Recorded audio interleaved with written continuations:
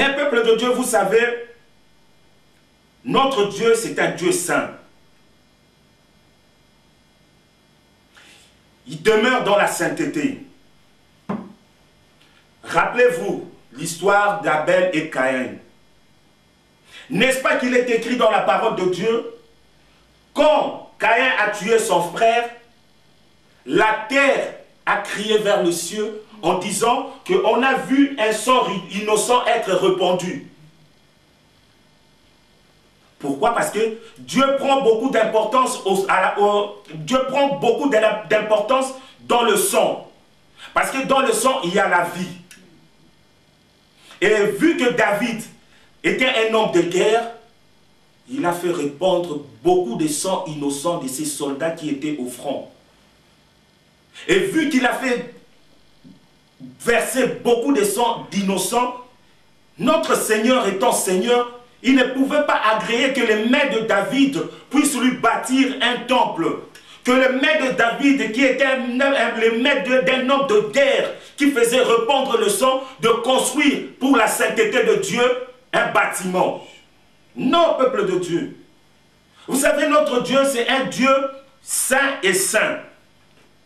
Donc, comme il veut qu'il soit saint, il désire que ceux qui veulent s'approcher de lui soient aussi saints comme lui, il est saint. Bête exemple que je veux vous donner. Imaginez-vous que vous avez un drap toute blanche. Une nappe plutôt toute blanche. Vous êtes fier de la présenter.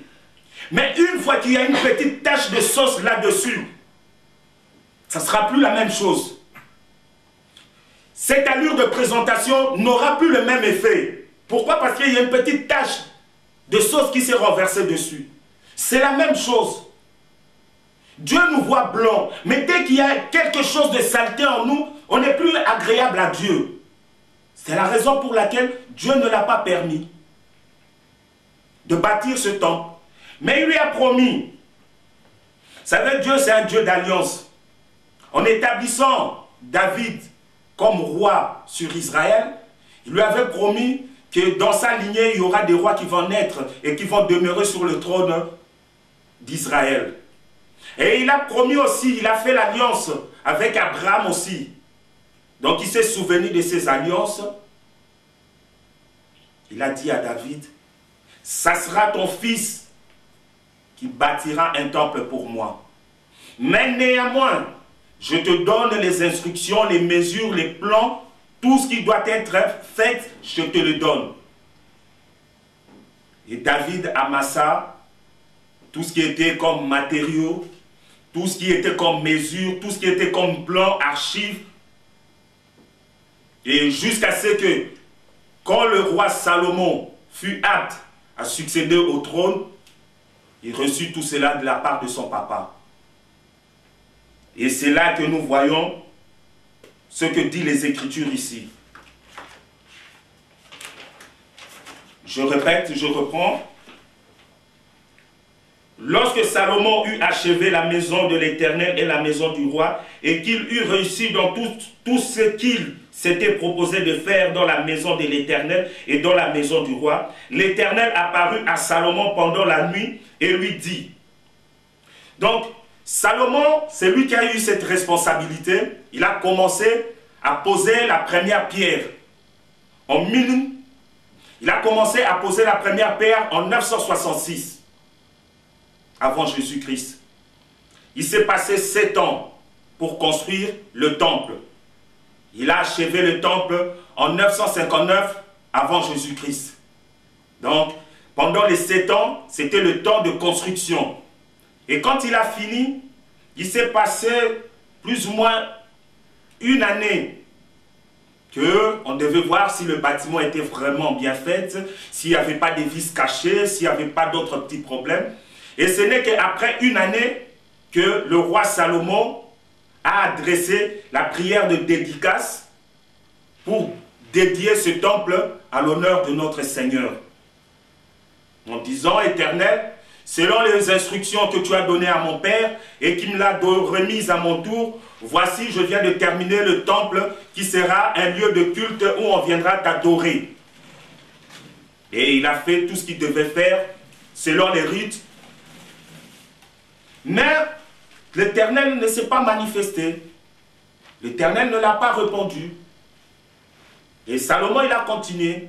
Parce qu'en même temps qu'il construisait le palais royal, il avait aussi la charge de construire le palais. Il a construit. Et à la fin, rien du tout. Mais entre la prière qu'il avait adressée à l'Éternel et la réponse que l'Éternel lui a rendue, il s'est passé 12 ans. Donc, il a fait la dédicace en 958 et l'Éternel lui a répondu en 940 avant Jésus-Christ. Comme la parole de Dieu lui dit, l'Éternel lui est apparu dans un songe. J'exauce ta prière et je fais de ce lieu la maison où l'on devra m'offrir des sacrifices. Mais il va plus loin, il lui dit, quand je fermerai le ciel et qu'il n'y aura point de pluie, quand j'ordonnerai aux sauterelles de consumer le pays, quand j'enverrai la peste parmi mon peuple, si mon peuple sur qui est invoqué mon nom s'humilie, prie et recherche ma face, et s'il se détourne de ses mauvaises voies, je l'exaucerai des cieux. Je lui pardonnerai son pays et je guérirai son pays. Mes yeux seront ouverts désormais et mes oreilles seront attentives à la prière faite en ce lieu. Quand l'Éternel a créé ce lieu, néanmoins il lui a dit, il lui a averti de quelque chose. Parce que vous savez, peuple de Dieu, Dieu connaît la nature humaine. Dieu connaît l'homme. Il sait que l'homme a une nature pécheresse, issue d'Adam et Ève. Il connaît comment est-ce que l'homme se comporte. C'est la raison pour laquelle il avertit le roi Salomon en lui disant, oui, j'agrée ceci, mais regarde, s'il y a l'iniquité au milieu de mon peuple, s'il y a l'iniquité qui rentre dans le temple, sache qu'il y aura ça comme conséquence. Il va fermer le ciel. Il va ordonner aux sauterelles de dévorer. Et il va envoyer la peste. Essayons d'élucider un peu ce mystère. Fermer le ciel. Le peuple juif était un peuple qui vivait de l'agriculture et de l'élevage. Pour un agriculteur et un éleveur, s'il n'y a plus de pluie, c'est comme si vous le rendez dans la sécheresse. Pourquoi? Parce que les plantes ne vont plus pousser, les bêtes seront déshydratées. Qu'est-ce qui va se faire? Il n'y aura plus de production. Au lieu que les bêtes accroissent, ils vont commencer à diminuer. Au lieu que les plantations puissent germer, ça ne va que se faner. Il n'y aura plus de production. Ordonnez aux sauterelles de dévorer. Qu'est-ce que cela veut dire? Donc il va dire aux sauterelles, tout ce que vous avez amassé. Parce qu'à l'époque, ils ne mettaient pas de l'argent comme nous on le met dans des banques. Eux, qu'est-ce qu'ils faisaient? Après une récolte, ils prenaient des réserves qu'ils mettaient dans les greniers. Et c'est là qu'ils constituaient leur épargne. En cas de problème, ils avaient des réserves. Mais imagine-toi que tu as des réserves et qu'on ordonne aux sauterelles de venir dévorer tes réserves. C'est vraiment pour vraiment te rendre dans la ruine totale. T'appauvrir. Te mettre vraiment dans... Que tu sois vraiment dans la sécheresse, dans la disette. Il dit encore, il va envoyer la peste. La peste à l'époque, c'était une maladie qui était impure. Celui qui avait la peste ne pouvait pas demeurer avec les gens qui étaient sains.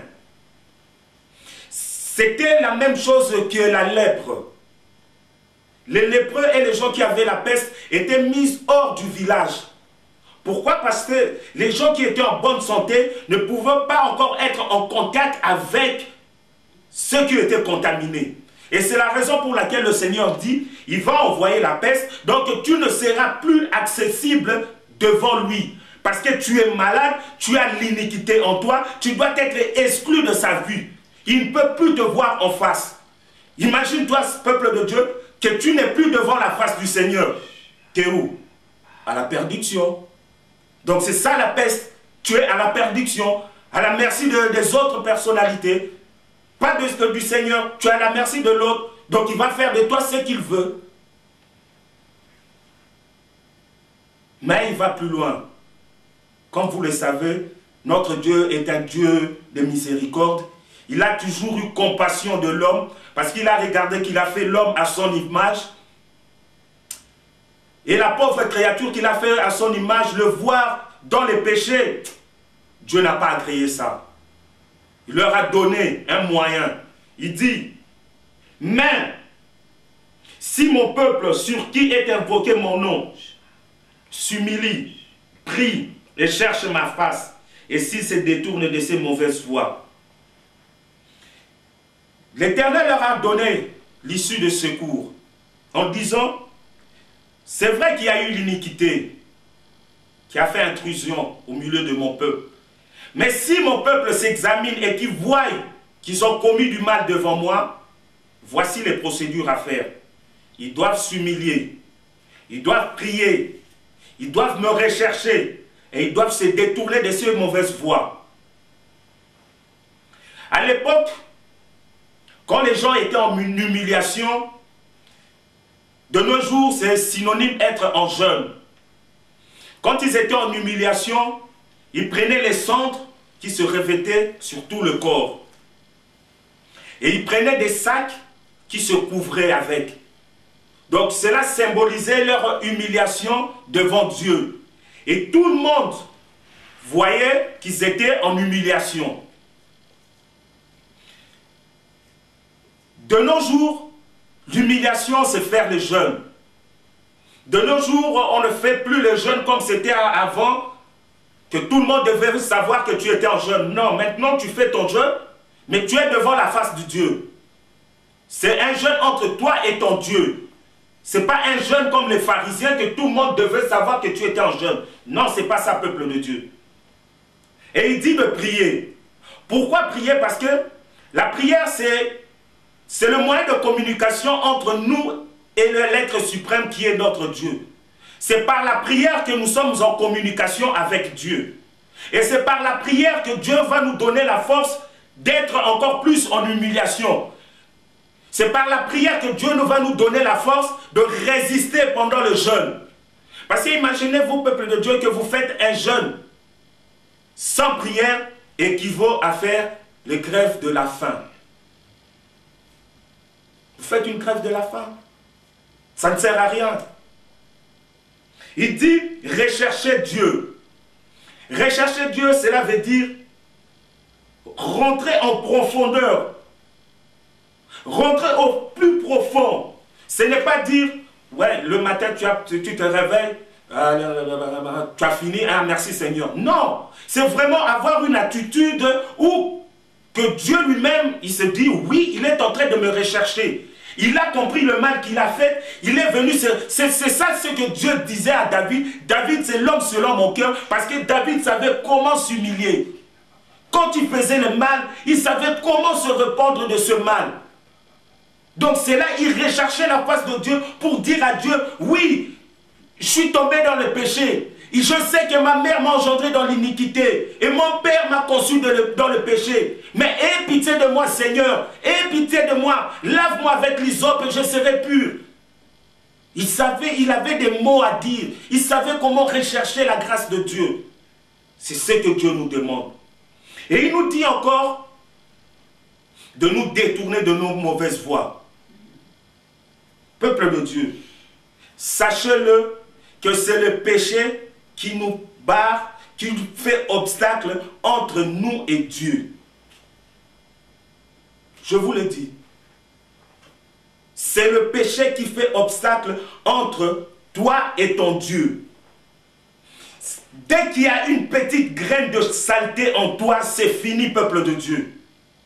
La relation que tu avais avec Dieu n'est plus la même. Pourquoi? Parce qu'il y a une sémence qui n'est pas... Parce que la parole de Dieu dit, toute plante que notre Père n'a pas plantée doit être déracinée.